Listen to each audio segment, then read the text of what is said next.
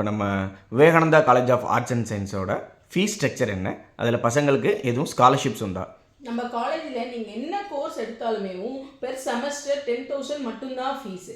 அதுலேயும் பார்த்தீங்கன்னா நீங்கள் 12th 550 அண்ட் அபோவ் மார்க்ஸ் எடுத்திருந்தீங்கன்னா உங்களுக்கு 100% ஸ்காலர்ஷிப் கொடுக்குறோம். அதுவே 500 அண்ட் அபோவ்க்கு 75%, 450 அண்ட் அபோவ்க்கு 50யும், 400க்கு மேலே எடுக்கும் போது 25% ஸ்காலர்ஷிப்பும் தரும்.